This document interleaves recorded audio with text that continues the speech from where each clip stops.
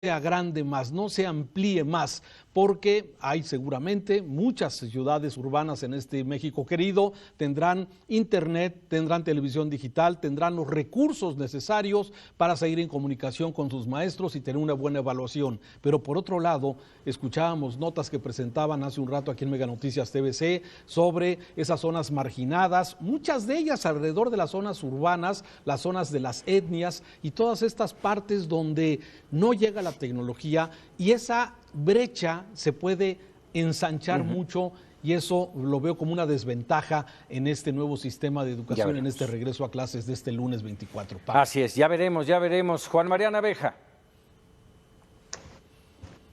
Bueno, Paco, buenas tardes a la audiencia. La verdad es que es una prueba más de lo pésimo que son en este gobierno para planear y para prever circunstancias. Desde enero sabíamos que empezaba una epidemia, luego una pandemia. En marzo sabíamos perfectamente que habría la posibilidad de modificar el ciclo escolar 19-20. En abril ya sabíamos que había la posibilidad de tener que modificar el curso escolar 2021, y a pesar de todo eso no se hicieron los trabajos adecuados para preparar el curso escolar. Y esto vamos a lo macro, Paco, lo macro que representa lo que se pudo haber hecho si se hubiera realizado una inversión, por ejemplo, quitando una de las obras fundamentales para el presidente de la República, y se hubiera aprovechado la red que ya existe en Comisión Federal de Electricidad para poder tener internet de banda ancha en un mayor número de hogares, para aprovechar la gran cantidad que tenemos de empresas cableras en toda la República y que hubieran dotado de mayor número de hogares con internet suficiente. Todo eso era previsible desde abril, mayo, junio, y no se previó. Pero eso es lo macro, Vete a lo micro. Ni siquiera hoy, todavía por la mañana, un hombre que trabajó en televisión, ni siquiera él supo explicar que puedes tener la televisión digital, como dice Raúl, pero que para sintonizar los canales abiertos necesitas una antena. Ni siquiera para eso fue bueno Esteban Moctezuma Lomelí. Y cerraría con la parte individual, la personal, tan sensible como la que señala Raúl Frías. La parte que se va a provocar una diferencia entre, imagínate, aquellos alumnos cuyos padres no pudieron pagar la colegiatura, que tuvieron que inscribirse en una escuela pública y que dentro de 6 meses, un año, regresarán a la escuela privada, y habrá esa brecha de la cual está hablándonos Raúl Frías, y que, bueno, ya no vayamos a los lugares muy distantes del país, en las zonas suburbanas y en las propias zonas urbanas. Creo que ha sido un arranque que exhibe un gobierno que no planea, Paco. Así es, así es. Me quedaría con esta última parte, Juan María, esto que refieres de aquellos que tuvieron que emigrar de las escuelas privadas a las públicas. Un tema que queda en el limbo, porque nunca se supo, nunca se dijo cómo podría hacerse ese cambio de alumnos de privadas a públicas. Yo creo que no muchos finalmente lo lograron, y creo que incluso podría haber muchos niños sin escuela. Víctor Hugo Hernández. No me queda más que resumir lo que mis compañeros dicen, lo que dice Raúl, lo que bien dice Juan María, totalmente de acuerdo. Tenemos un país muy desigual y que se va a reflejar también en el tema de la educación. Según el programa de la Organización de las Naciones Unidas para el Desarrollo en México, solo el 44.3% de los hogares tienen una computadora y 56.4% tienen conexión a Internet. Esta situación se agrava en las comunidades rurales, donde la proporción disminuye hasta 20.6% y 23.4%. 9 de cada 10 hogares de nivel socioeconómico alto cuenta con Internet, pero esta realidad no es la misma en las cuestiones en los estratos mucho más bajos, donde prácticamente los sectores indígenas, rurales, no tienen ni siquiera una computadora para poder hacer las tareas. Así que el riesgo de una brecha cultural es muy alto, pero bueno, de lo malo hay que tomar lo bueno. Tenemos el reto y yo creo que ahora hay que echarle muchas ganas, mucho optimismo, mucha creatividad, porque tenemos mucho que aprender todos, padres de familia, profesores, autoridades, hasta los técnicos de televisión tendrán que aprender nuevas maneras de poderse comunicar, y sobre todo ponerle muy buena voluntad, porque es la educación de nuestros hijos, y estamos ante un ciclo escolar federal, es uno de los grandes retos. El ciclo escolar federal no es poca cosa, es el gran plan nacional de educación de este país. Así es, y ya estaremos en oportunidad más adelante, en las próximas semanas, de evaluar y de analizar ya sobre las cosas que se vayan dando de este ciclo escolar tan anómalo, tan distinto. Y bueno, ya estaremos viéndolo. Pero bueno, déjeme, tocabas un tema, Víctor Hugo, hablabas de las desigualdades. Y justamente hablando de desigualdades, aún hoy no terminamos de digerir, de entender, porque además ni siquiera el documento existe, esta iniciativa de reforma a las pensiones en el país, y llega ya con una polémica que ya habíamos planteado aquí, pero ahora ya de manera tangible, el hecho de que hay diferentes sistemas de pensiones y que muchos de ellos hacen y convierten a sus trabajadores como pensionarios de oro. Y es el caso de la Comisión Federal de Electricidad, que da a conocer una nueva variante en su sistema de pensiones que baja las edades déjeme decirlo así, de retiro, y eso, si ya eran de oro, imagínense ahora. Juan María Naveja. Lo malo es que eso te cuesta a ti, le cuesta a Víctor Hugo, le cuesta a Raúl y a todos los mexicanos. Y estamos hablando de la Comisión Federal de Electricidad, en donde las mujeres podrán jubilarse a los 45 años y los hombres a los 55 años de edad. Falta ver cuánto nos cuesta y lo que significa Petróleos Mexicanos. Falta revisar las pensiones de otros organismos del Estado mexicano, de las universidades, de los estados, en fin, toda la problemática. Volvemos a lo mismo. Qué bueno que estemos pensando en mejorar las pensiones de los trabajadores. Hasta allí estamos bien, estamos de acuerdo. Yo veo difícil que en el próximo periodo ordinario de sesiones entre la iniciativa, porque como ustedes saben, en septiembre se discute el paquete económico, que se va a llevar por lo menos hasta octubre. No sé si habrá los tiempos suficientes para que entre este asunto. Lo que sí, Paco, yo creo que aquí lo que tenemos que pensar es que ya salieron de las AFORES más de 1,000 millones de pesos de aquellos mexicanos que no la están pasando bien. O sea, ya le ordeñaron muchos mexicanos a su propio ahorro. Eso significa que tienen menos para su futuro. Y enseguida vamos a la parte de los empresarios. ¿Cuántos empresarios desde ahora están viendo lo que les está significando seguir adelante con sus empresas ante las situaciones adversas que están pasando por la crisis económica, por la corrupción que sigue imperando en municipios, estados y gobierno federal, y desde luego, pues lo que les va a costar ese 8% que hay que agregar al costo de las empresas? Por lo tanto, creo que todo esto está complejo, Paco. Y hablas de aquellos empresarios que no aprobaron esta iniciativa por parte del Consejo Coordinador Empresarial, porque ahí fueron las grandes empresas, pero ¿qué pasa con las pequeñas y medianas que van a tener que afrontar esta situación, Víctor Hugo? Así es un problema estructural, es un problema estructural, no es único de México, es un problema mundial. Los diferentes países, los más avanzados, todos han tenido que enfrentar este reto de las pensiones, que hay que recordar en qué momento fueron gestionadas o se gestaron, ¿no? Cuando era un periodo de cierta juventud en el que llegar anciano, pues la posibilidad de vida era relativamente breve. Hoy, con el paso de los años, esta posibilidad ha aumentado considerablemente, y cuando antes el promedio de sobrevida era de 5 o 10 años, hoy ya es de 15, 20 años, y eso ha puesto en aprietos a los sistemas pensionarios. Pero bien lo que dicen, hay por lo menos 1,000 sistemas registrados de diferente tipo de pensión, que atraviesan por universidades, que atraviesan por los estados, por los municipios, que atraviesan por instituciones privadas, y naturalmente las joyas de la corona, como pudieran ser Pemex, Comisión Federal de Electricidad, y otras que pagan jugosas pensiones a sus trabajadores. Aquí el problema está en que finalmente son empresas que están prácticamente en quiebra, y que esos avances se dieron en triunfos sindicales y laborales en tiempos de jauja, pues, y ahora los tiempos han cambiado. Tarde que temprano vamos a tener que entrarle a una reforma de esta, o esperar a que esos beneficiados con el tiempo se vayan pues retirando o muriendo, ¿verdad? No sé cuál sea el camino a seguir en ese sentido, pero lo que sí me queda claro es que esta nueva reforma que se hace, esta propuesta de reforma que ahora se hace, es un flaco favor todavía, no es la solución al problema. La solución al problema estriba en volver a reestructurar el sistema de pensiones, tal vez dentro de los grandes modelos mundiales ver cuál es el más adecuado, que todo parece que es el de la bursi, llevarlo al sistema de financiamiento, el de multiplicarlo con el apoyo del ahorro, y no como lo hacemos actualmente, que somos todos los que cooperamos para poder pagar a los que se están retirando. Así es, un régimen de privilegios en algunos de los casos, Raúl.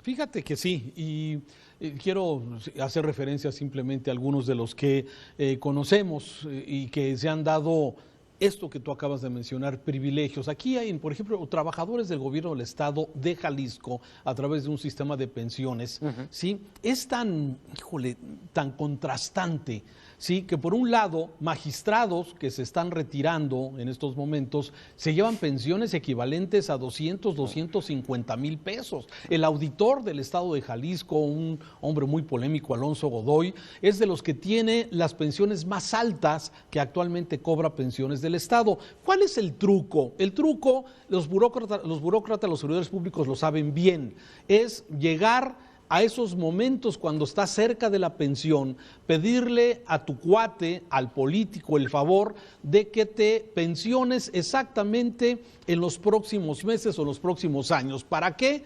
Porque te vas a jubilar con el salario, con el último salario que estés ejerciendo. Entonces esto se convirtió ya en una maña, yo diría, una manía de los políticos que se están haciendo este tipo de favor para, si tuviste un salario promedio de 30, 40 mil, de 20, 30, 40 mil pesos, pero en tu último encargo tuviste un salario de 150 mil pesos, te vas a pensionar con 150 mil pesos, ¿sí? Son de las cosas injustas que tienen los sistemas de pensiones. Por eso a mí me parece que es correcta la apreciación del gobierno y del sector privado de lanzar esta iniciativa para poder abordar este tema, Paco. No podemos seguir pateando el tema de las pensiones ante este escenario de incertidumbre que hay con las pensiones del mundo. En México todavía la base de los trabajadores sigue siendo jóvenes, pero muchos que ya estamos llegando a la edad adulto mayor, que estamos seguramente próximos a buscar algún tipo de pensión, ¿sí? Va a recargarse sobre esos jóvenes. En cierto momento este modelo va a cambiar, vamos a ser más los adultos mayores que los jóvenes que van a impulsar. Por eso me parece importante entrarle, y que solamente tenemos un esbozo de una iniciativa que se soltó en la mañanera por parte del sector privado, que fue aceptada en principio para que se incrementen las aportaciones del sector privado. Pero la verdad es que esto tiene que ser mucho más amplio, tiene que ser una reforma general que ponga a todos los sistemas de pensiones en un mismo nivel, que se acaben las pensiones de privilegio como lo que está gestándose mientras estamos entretenidos con Lozoya y con todos estos cuentos, sí, o todas estas denuncias. De alguna forma también los trabajadores de Comisión Federal parece que están logrando volver a esas pensiones de oro que tú bien mencionas. Yo creo que las condiciones del país no están para esto, sino para tener sistemas homologados de pensiones a nivel nacional, que todos tengamos derecho a una pensión que te ayude a tener una vejez digna. Lo acabas de decir, digna, y no lo que hemos visto, que hay muchos ancianos hoy que los vemos que no les alcanza ni para sus medicinas necesarias para la hipertensión, para la diabetes, para cualquier mal, y pues están dependiendo de sus hijos, de sus familias, de la caridad. Es lastimoso eso, Pablo. Es lastimoso, pero además, fíjate, esto que pasó con la Comisión Federal de Electricidad, pues da el pie a que las cosas no van por donde bien mencionas, homologar todos los sistemas de pensiones. No, seguirá habiendo esos vacíos, esos espacios tan grandes entre un sistema de pensiones que es el mayoritario contra aquellos de privilegio. Y esto lo tiene que voltear a ver la autoridad. Si simple y sencillamente van a hacer nada más un cambio en el que van a beneficiar, sí, porque hay que mencionarlo, van a beneficiar a muchos mexicanos, pero no lo suficiente, ni van a homologar. Ese es el punto, Juan María. Sí, Paco, y para documentar más lo que decía Raúl,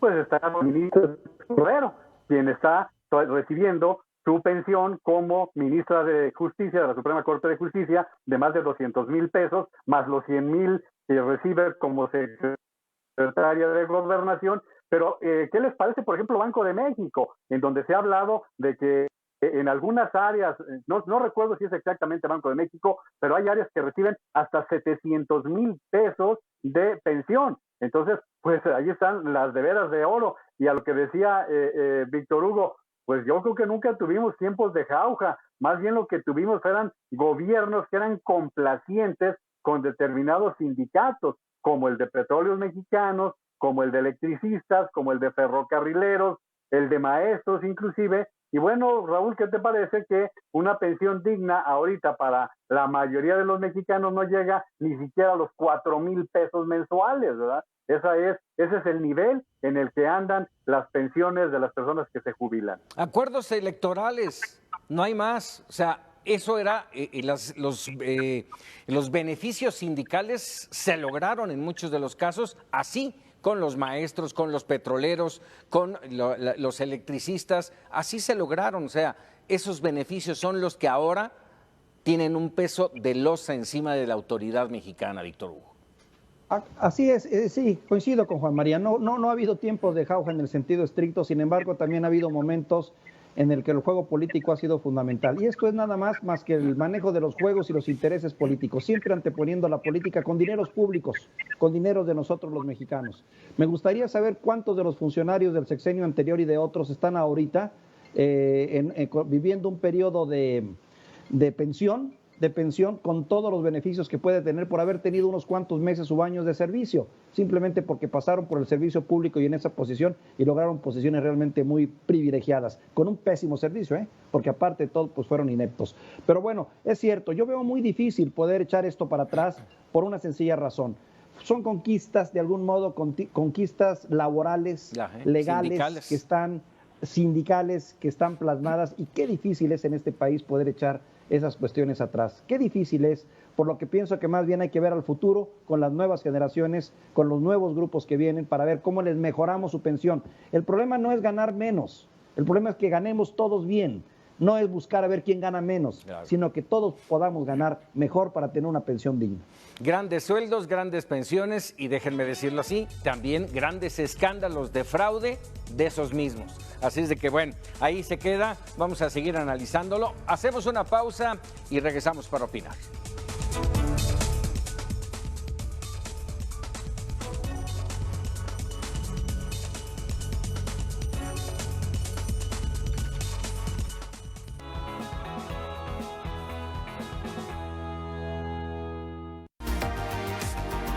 Mega Canal. En esta nueva normalidad, hemos modificado los hábitos y rutinas que nos acompañan día a día. Adaptamos nuestros trabajos, la forma en que nos mantenemos sanos y hasta la manera en que convivimos. Pero hay una costumbre que todavía no hemos cambiado: dejar la basura en la calle. Han llegado las lluvias y ahora que estamos en casa, que se nos haga costumbre sacar la basura cuando pase el camión y no dejarla en la calle por la noche. Ayudemos a prevenir inundaciones. Gobierno de Jalisco.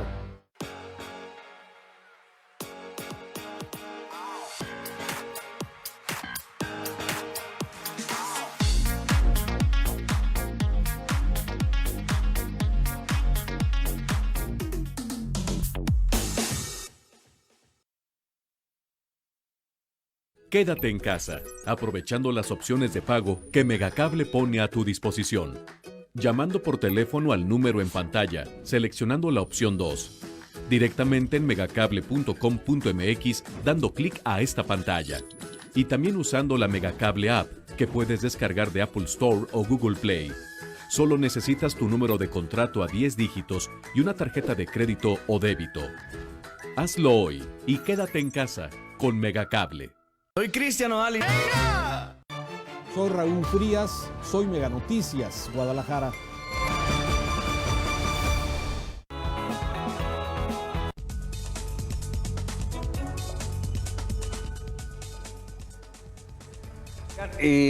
Estamos en pleno camino electoral, no podemos ya soslayarlo, y pareciera que Agosto les gustó, y parece canción, Agosto les gustó para los videoescándalos, uno tras otro, no paran y no pararán de aquí hasta que les gusta. Por ahí de mayo, junio del próximo año, seguirán saliendo. Lo peor del caso, a mi parecer, es que aparecen, nos escandalizan, generan una ola en los medios de comunicación, y hasta ahí, no hay más. No hay castigo, no hay justicia. No sé cómo lo vean ustedes, Víctor Hugo Hernández. Tienen un objetivo muy definido, al menos eso es lo que hemos aprendido de estos últimos videos que han circulado. El objetivo no es la justicia, al menos esa es mi primera impresión. El objetivo evidentemente es una manipulación electoral, crear una percepción la exhibición en una sociedad, una exhibición, más que nada, o como diríamos nosotros, un quemón, como para poder reducir al enemigo a su mínima referencia y con ello descalificarlo y poder seguir adelante en un proyecto político. No creo que en el fondo, y lamento decirlo, pero esa es mi impresión, ojalá me equivoque, claro, no creo que en el fondo haya un genuino sentido de justicia, ni creo que haya el deseo de llevar a alguien a la cárcel o de que ya, cuando menos, que regrese lo robado. Más bien creo que te voy a quemar para que quede muy claro en el consciente colectivo de que no debes andar conmigo en la política y a otra cosa. Lamentable, para un país que está necesitado, urgido de justicia en toda la extensión de la palabra y de darle fin a la impunidad, que es el gran problema de este país, la impunidad. Así como es la corrupción, tan grave es la impunidad. Primas hermanas, ya lo sabemos. Así es, Juan María. Pues a lo que dice Víctor añadiría, aparte de la impunidad, está también la falta del Estado de Derecho en general. Y en la impunidad, la falta de Estado de Derecho, está también una actuación de un presidente de la República que en las últimas 2 semanas, Paco, ha hecho pedazos el Estado de Derecho, ha hecho pedazos el Estado de Derecho y la Fiscalía General de la República con insinuaciones que cumple puntualmente el fiscal Gers Manero, que si el video, le pasan el video, que si la declaración de hechos, le pasan la declaración de hechos. Y aquí hay otro ingrediente, Paco. Si nos vamos hacia atrás en lo que vimos de la semana pasada para acá, de 1994, con los videos de Bejarano, hasta los videos de los López Obrador, los videos de los Scherer Ibarra que estamos observando, pues simplemente nos dice que de entonces a la fecha la corrupción es igual, que todos son iguales, porque no solamente trascendió el video de Lozoya, también trascendió el video de Pío López Obrador con David León, trascendió el de Julio Scherer Ibarra con Julio Villarreal, volvieron a sacar todos los medios el de Bejarano, el de Eva Cadena, el de una cuñada. Bueno, ¿cuántos quieres que te diga, Paco? Pero no pasa nada, Juan María, ese es el punto. O sea, el quemón es momentáneo, después resurgen como el ave fénix, verdaderamente, y siguen en muy buenos puestos. Oye, Paco, no sé quién lo escribió, pero yo ya estoy aprendiendo a rezar después del el editorial de Mega Noticias, ¿eh? Luego te digo quién lo escribió. Muy bien, Juan María. Víctor. No, pues coincido totalmente. Ya te daré la voz a Raúl, porque también Raúl tiene su explicación y su teoría, la compartí con él hoy por la mañana. Raúl. Oye, a ver, filtrar videos, sí, nos queda claro que no sirve para nada. O sea, alienta ese espíritu de venganza, nos divierte, nos entretiene. La verdad es que el mejor pues, ha sido el de Bejarano. La verdad es que esa forma de meterse las ligas, el señor todo. De las ligas. O sea, si se refiere a los espectáculos, sin duda el de Bejarano es el mejor. Lamentablemente, filtrar videos de políticos embolsándose, entregando sobres de papel manila, como vimos al hermano de López Obrador recibiendo este sobre, o como vimos las maletas con los asesores de los panistas en el Senado, o las ligas que vimos de Bejarano o de Imaz, el esposo de Claudia Sheinbaum en su momento, y todo lo que de alguna forma, la verdad es que no ha servido.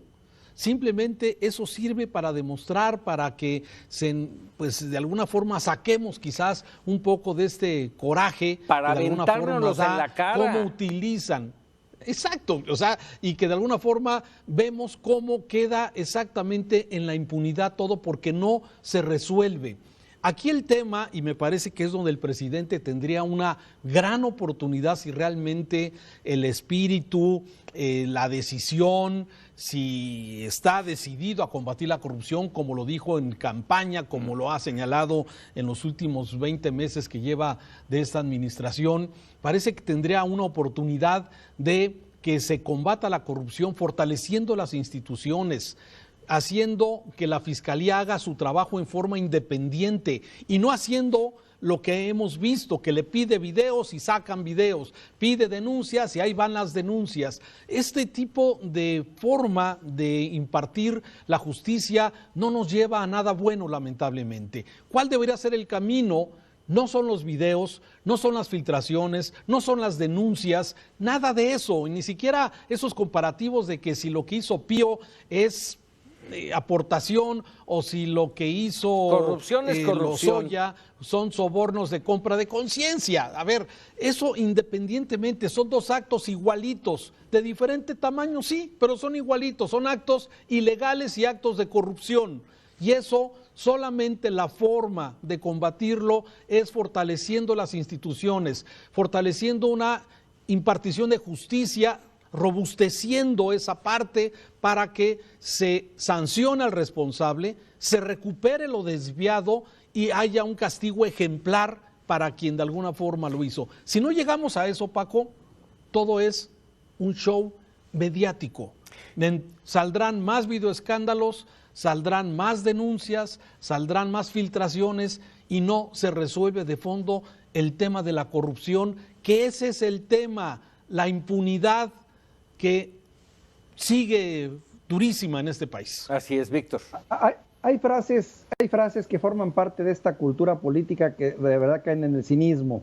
Y hago referencia a una de ellas en lo que dice, en política todo lo que se puede comprar con dinero siempre será barato. Y lo vemos por el baile de los millones aquí, millones allá, millones ucayá y todo. ¿Sabes cuál es el gran problema? El gran problema, estamos en el contexto de un país pobre, donde más de 60 millones de mexicanos se debaten todos los días por la pobreza y vemos cómo esta clase política rapaz, ineficiente, es lo que menos inoperante, les importa, juega con todo eso y no les importa, los millones no les importa. ¿Por qué? Porque son dineros públicos, porque no son dineros de ellos y dineros sirven para comprar, para corromper, para ajustar cuentas. Qué triste que la política mexicana, ya lo sabíamos, pero bueno, hoy lo reconfirmamos, la política mexicana en general, con todos sus partidos políticos, está viciada y corrompida por el dinero público. Y es algo que ojalá podamos limpiar de tajo. Se ve difícil, Juan María. Fíjate que hablaba Víctor hace un momento de lo que representa la cárcel, el castigo. En materia de derecho existen elementos básicos. Uno es la ejemplaridad. 2 es la restitución del daño, 3 es el castigo a los culpables y no estamos viendo nada en ese sentido. Y luego vámonos a lo que está sucediendo en los hechos. Desafortunadísimas las declaraciones del presidente de la República al compararse él con Madero, a Morena con la Revolución Mexicana, el fin de semana comparándose con Flores Magón, de veras con ejemplos pedestres. Y por si faltaran añadidos, ahí te van los extra. La señora, la esposa del presidente de la República, sacando a Leona Vicario, quien hoy nos precisaban, por ejemplo, que Leona Vicario lo que destinó fue su herencia, no que anduviera juntando cooperaciones por allí. Y la otra, fíjate, un detalle que tal vez no trascendió mucho. En Baja California se va a licitar una obra eléctrica y dice el gobernador Bonilla que no le contesta la llamada a Bartlett ni por asomo, no le contesta la llamada ni la secretaria de Energía, pero que cuando anunció que venía esta licitación tan importante para Baja California, de repente le habló Rocío Nale. O sea, que interprete quien debe interpretar, Paco. Así es, sin duda. Raúl. Bueno, a ver, ejemplos puede haber gran cantidad. A mí me parece que se está dejando pasar la oportunidad grande de este país, de un gobierno que llegó con esta bandera de combate a la corrupción y lamentablemente entre los allegados hemos documentado cómo no ha pasado absolutamente nada, excepto algunos que han sido inhabilitados, sí, pero en términos generales, el hijo de Bartlett, que ya lo mencionabas, el compadre de Nale, todos estos actos, todos los funcionarios que omitieron en sus declaraciones patrimoniales, sí, por ejemplo, la misma secretaria de Gobernación, el exsecretario de Comunicaciones, sí, residencias, departamentos, condominios en el extranjero, que se les olvidó o los omitieron o se los pasaron a sus familias para que de alguna forma no aparecieran en sus declaraciones patrimoniales. O sea, me parece que la forma, el ejemplo que debería dar este gobierno en ese combate a la corrupción cada día se va desmoronando, cada momento, cada día más. Al ver los videoescándalos donde se ve a Pío con el señor David León recibiendo recursos, dinero de aportaciones ilegales que no sabemos de dónde vienen, pues simplemente ahí era el momento de decir, sí, que se presente ante la autoridad, que se aclare, que sean cuestionados pero la respuesta del presidente ha sido tibia, y luego con todas estas anécdotas que ya nos ha comentado Juan María, me parece que es tratar de seguir distrayendo a la población de los temas torales de este momento: la pandemia con su desgracia, la crisis económica con sus 12 millones de personas que se suman a la fila de la pobreza, la crisis económica que está afectando a muchísimas personas, la crisis de violencia que ya vimos que el primer semestre lleva el mismo número de homicidios dolosos que en el pasado, en el sexenio de Calderón y en el sexenio de Peña Nieto, y que estamos de alguna forma igual. Y no se ve esa frase de que nosotros somos diferentes, no la encuentro, y cada día, cada semana que pasa, digo, estos son más iguales que los anteriores. Que todos. Sí, claro, por supuesto. Además, fíjate, dicen que este dinero que recibió Pío López Obrador de manos de David León son aportaciones del pueblo. Hombre, qué bueno, felicidades. Ahí, pon tú que se las compro. El problema es que tampoco están registradas y transparentadas ante el Instituto Electoral. Y eso ya es incurrir en un delito electoral. Es un delito. Bueno, a ver. Sí, estamos hablando de delitos. Entre los montos, la única diferencia son los montos, pero son actos exactamente iguales. Todos son actos ilegales y actos de corrupción. Creo que el límite ante la ley, ante el INE, son de 7,000 pesos, de aportaciones. De 7,000 pesos como máximo lo que puedes dar. Pero ahí les va la otra, ahí está la versión que también este dinero no necesariamente tendría que haber venido del pueblo bueno y sabio. Tal parece indicar que viene de otro gobierno y de otro personaje también bastante oscuro en el sistema, a pesar de su juventud. Y ustedes saben a quién me refiero, al exgobernador de Chiapas. Podría ser, porque en ese entonces había una relación muy particular y habría que ver cómo le fue de bien a este exgobernador de Chiapas en el contexto de la 4T y su habilidad para poder haber jugado con todos estos juegos. Incluso hasta por ahí se dice que los videos podrían haber estado filtrados por él. Se dice, bueno, no nos consta. lo escribe hoy en la mañana Víctor Paz Varela. Pues sí, Así pues es. Otra vez, mi querido Víctor Hugo, en el caso de Manuel Velasco, pues son casi 700,000 millones de pesos los que se le perdonaron. Se le permitió el Senado de la República, el senador Monreal, para recordar que también aparece su video con aquel caso de sus colaboradoras con 1 millón de pesos en efectivo, efectivamente las 3 chicas, le permite irse de la gubernatura, llegar al Senado, regresar a la gubernatura y regresar al Senado de la República. Y fíjense un detalle también de esa conferencia entre los Julios, Villarreal y Scherer Ibarra, que en el momento en que le dice Julio Villarreal, oye Julio, es que ya les di a los demás, a lo que estaba diciendo Raúl, de que son tan iguales, 5-0. que cuántos donadores en campaña les reparten a todos. Claro que le dan más al que va a ganar, por esa razón es la diferencia entre lo que va a recibir de Odebrecht Lozoya y lo que va a recibir Pío López Obrador, que vete a saber qué pasó en Islas Caimán, ¿verdad? No creo que haya ido a tomarse la cerveza nada más. Lo que sí había que preguntarse en qué lugar está Chiapas en este momento en cuanto a pobreza. No, bueno, y creo como que durante siempre. el periodo de Velasco se consolidó en el primer lugar, en el estado más pobre del país, y ahí se iba peleando con Oaxaca, pero sigue siendo Chiapas. Y qué triste, ¿eh? Uno de los estados más bellos de la República y también pues más olvidados en ese sentido. Así es, sin duda. Vamos, son muchos temas, son temas que vamos, insisto, vamos a tener que ir desmenuzando poquito a poquito a lo largo de muchos meses, porque seguirán cayendo, seguirán saliendo videoescándalos, audioescándalos y documentos apócrifos y todo lo que se les ocurra, porque es tiempo de campañas. Y bueno, en este entorno Sí, me gustaría... Adelante, Raúl. Perdón, que no es combate a la corrupción, No, Paco. para nada. O sea, muchas veces puede haber la falsa percepción de que hay los videos de los corruptos sacando ligas, sacando bolsas, sacando... No, eso no ayuda a combatir la corrupción, lamentablemente. Y ese apunte que acabas de hacer, Raúl, es muy importante para nuestra audiencia. No se trata de una crítica mordaz, la nuestra, en tratar de destruir, no. Es tratar de clarificar lo que está pasando enfrente de nuestros ojos y que nada más pasa y no hay nada, no hay justicia. Ese es el punto. Déjenme tocar otro tema, porque también es por demás interesante. La semana pasada teníamos prácticamente todos puestos los ojos en la reunión del presidente con los gobernadores allá en San Luis Potosí. Una reunión que, si bien para muchos iba a ser una confrontación seria y aguerrida, para otros no dejaba de ser más que una reunión más sin mayores logros.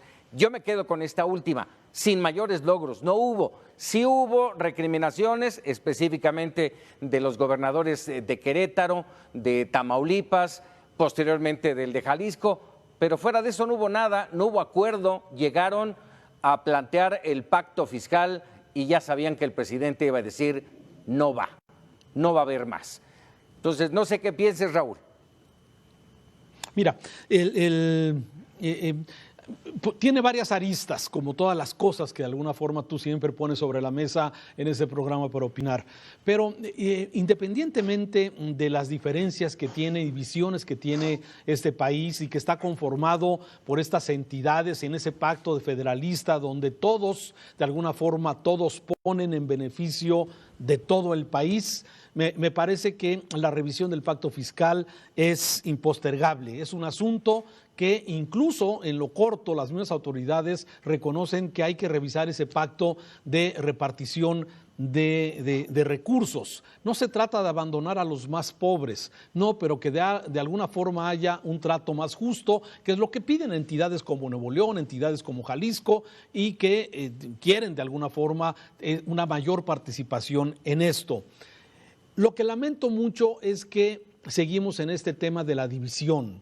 Sí, al escuchar a los diferentes gobernadores salir de esta reunión, donde muchos ya desacreditan la CONAGO, este club, esta confederación de gobernadores, que le daría una solidez a una postura de los gobernadores frente al gobierno federal, pero parece, de luego de escuchar a algunos de los gobernadores, incluyendo a Enrique Alfaro de Jalisco y al de Nuevo León, al Bronco, me parece que esto tiende de alguna forma a dispersarse, a quitarle ese punto con el cual nació la CONAGO, de crear un frente fuerte frente al gobierno federal de gobernadores, y se va a debilitar. ¿Y sabes quién gana con esto? Gana el gobierno federal en una situación de debilidad de los estados, en donde en un gobierno federal centralista, de las características que tiene el actual gobierno del presidente López Obrador, me parece que no es una buena noticia para los estados, y me parece que se sigue abonando a esta división, a la polarización y a una fragmentación, y sobre todo también entendiendo que vienen tiempos políticos, Paco. Cada uno, hay que recordar que hay una buena cantidad de gobernadores del PAN, hay una buena cantidad de gobernadores del PRI, y pues van a tratar ellos de seguramente impulsar a sus propios partidos, y el gobierno federal pues va a hacer lo propio. Así es que podemos ver que frente al escenario electoral también esta división, polarización, fragmentación de la CONAGO me parece que puede coadyuvar a eso y a la debilidad de los estados frente al gobierno federal. Eso es, son aristas que le veo a esta decisión de la reunión de la CONAGO de San Luis Potosí. Así es, Víctor Hugo. También hay ciertos factores que aquí influyen en esto. Bien dicen que el pasado no determina el presente, pero cómo lo condiciona, y a veces mucho. Y en el caso de los gobernadores es un claro ejemplo. Mira, cuando hablamos de corrupción, también el tema de la corrupción atraviesa por muchos gobernadores, a quienes, por cierto, no los hemos tocado, no hemos analizado, nos hemos perdido tanto en el ámbito federal que a veces no tomamos en cuenta que uno de los principales focos de corrupción en este país está en los gobernadores y en lo poco aseados que son para el manejo de recursos. Muchos gobernadores de estos tienen un pasado infame. Llegaron con dinero, eso también lo hemos aprendido, no por su capacidad, ni por su simpatía, ni por su popularidad. Llegaron simplemente porque se prestaron al juego de los dineros sucios. Y ahora, en este nuevo entramado, en esta nueva narrativa, en la que sí te sacan los trapitos al sol, pues mejor me callo, ¿no? ¿Para qué le hago la guerra al gobierno federal si me pueden al rato sacar mi video o sacarme mis trapitos, ¿no? Así es. Juan María. Bueno, pues yo creo que lo que teníamos con esta reunión de San Luis Potosí era esperanza, Paco, porque en todo lo que va del año no se había realizado una reunión del presidente de la República con los gobernadores. A pesar de la pandemia, a pesar de la urgencia que había de que se reuniera el presidente de la República con presidentes municipales, con gobernadores, para poder enfrentar la pandemia, nada más no se producía. Por lo tanto, había la esperanza de que ahora se tomara este momento que está viviendo el país, este momento que exige resolver problemas puntualicísimos, como lo que está pasando con quienes están perdiendo el empleo, lo que está pasando con quienes están muriendo, con quienes están contagiando. Y a decir, no le quitaría ni una coma a lo que acaba de decir Víctor Hugo ni lo que dijo Raúl. Podría abundar mucho sobre este respecto, pero sí tendríamos que admitir que con respecto a la...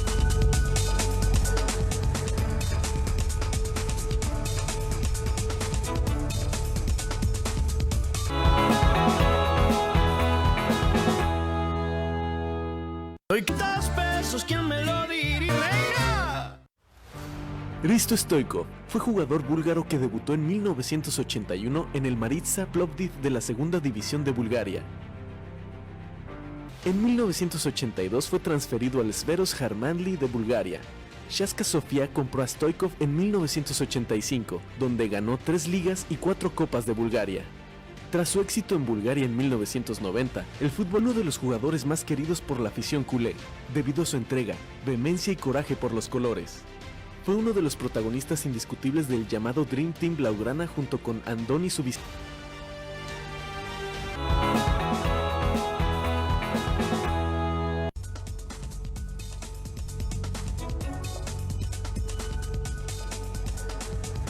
Ya estamos de regreso para opinar. Rápidamente vámonos con el último tema. Tenemos apenas unos minutitos, pero tiene que ver con, hablando de videoescándalos y todo esto, el video que da a conocer hoy el periódico El Universal, entre hoy y ayer, el periódico Universal, sobre este asunto que se registró, si no mal recuerdo, a mediados de julio en Tamaulipas, en la que hubo un ataque contra el ejército mexicano, una persecución.